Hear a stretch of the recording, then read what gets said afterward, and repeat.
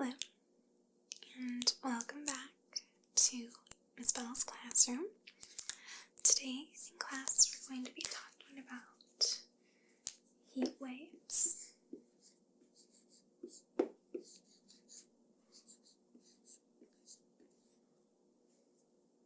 and droughts.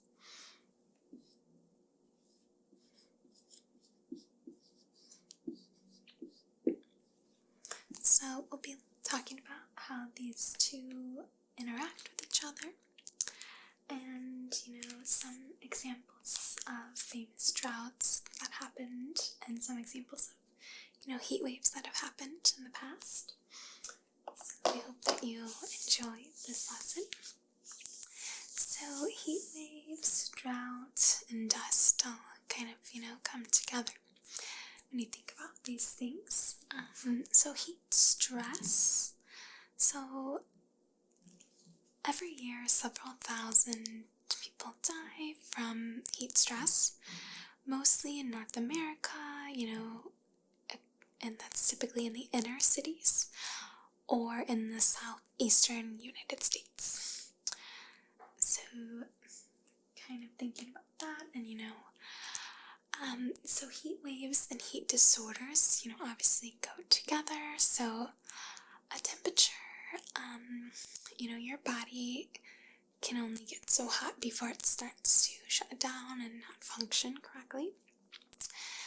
So at temperatures above the body's core temperature, so 37 degrees Celsius, heat must be, dissipated. So approximately 90% of heat loss occurs through your skin. So sweating becomes less efficient, the hotter that you get. So hence the increase of, apparent temperature. If heat gain exceeds heat loss, the body core temperature is going to rise, and then heat disorders can occur. So sunburn can actually stop the body's ability to shed heat and may increase the severity of heat disorder. So if you have a sunburn, it's going to not allow your body to get rid of the heat, and your core body's temperature is going to rise faster. So there are different heat disorders that can happen at different temperatures. And so these are typically classified through certain temperatures. So we've got 30, and this is in Celsius, 30 to 34 degrees Celsius. It's one category. We've got 35 degrees to 39 degrees Celsius. Got 40 degrees Celsius to 44 degrees Celsius. And then, actually, no, that's classified with the 50. So as you can see, these temperatures are pretty hot. And then we have anything greater than 50 degrees Celsius. So, depending on the apparent temperature, that can, change the way your body reacts. So at 30 to 34 degrees Celsius, you're going to feel fatigued, possible with prolonged exposure or physical activity that's going to, make you feel very tired. If you're working out or if you're outside for a long time, it's going to make you feel tired. You're losing water. 35 to 39 degrees, this is what's considered a sunstroke. So heat cramps may occur. A heat stroke is possible with, prolonged exposure or physical activity. 40 to 50 degrees Celsius. Again, sunstroke, heat cramps are likely. Heat stroke is also possible with prolonged exposure and physical activity. And then above 50 degrees Celsius, heat stroke, sunstroke is highly likely with continued exposure. So heat disorders increase with age. Heat cramps, heat exhaustion, things like that are going to increase with age.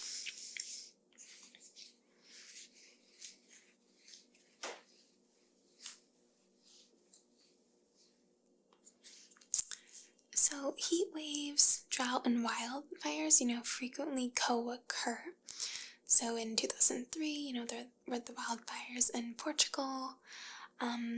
Also in France, they had that drought, heat waves, where many of the vegetation was kind of dried out. So we talked a little bit about, heat waves. So the next thing we're going to talk about is a drought.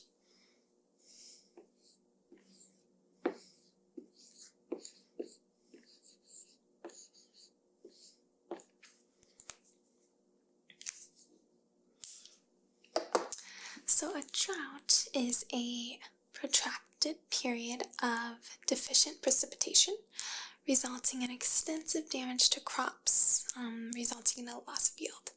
So it's typically a slow onset, doesn't happen immediately, and it's prolonged duration, and it's widespread. So, droughts affect the vegetation. You can't, you're not getting precipitation. Eventually, it's, going to affect the crops, vegetation, things like that. And then piling on heat on top of that doesn't make anything better. So the social and economic costs of a drought are greatest in climates close to, the margins of agricultural production.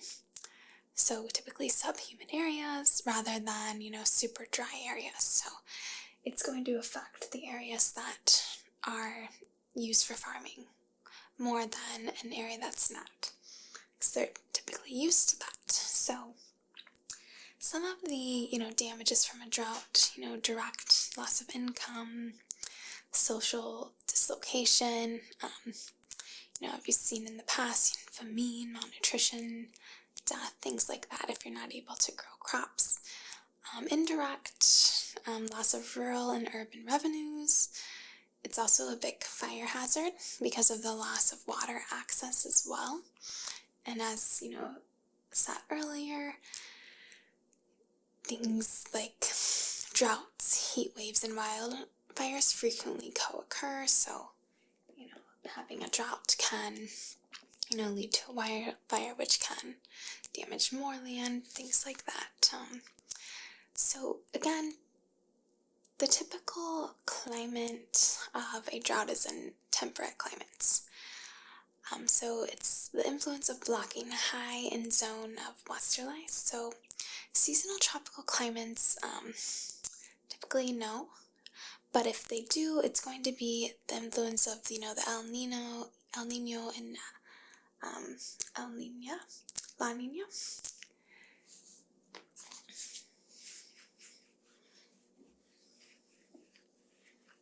So we're going to talk a little bit about some of the droughts that have happened in the past. So in the 2000-2002 drought, which occurred in Canada, so it was a persistent dryness coupled with record high temperatures and grasshopper infestations, which meant that many farmers were bowing out of the 2002 crop season early.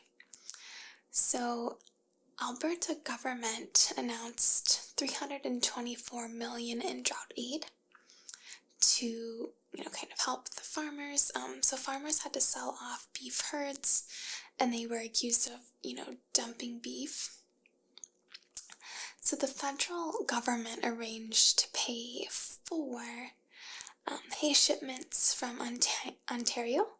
Then they stopped shipment because of potential, cereal beetle infestation. So, the drought income was impacted and the loss of the farming area. So that was just one of, the droughts that occurred. And the famous one that you've probably heard was the Dust Bowl. So that,